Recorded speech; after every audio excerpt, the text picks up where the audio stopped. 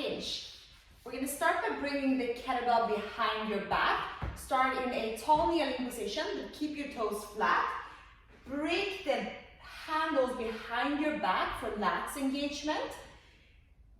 Make sure you're tall and tight like a plank position. You're going to reach your hips back for tension while you maintain that breaking the bar position. Reach back for tension in your hamstrings. Drive back up to tall and tight.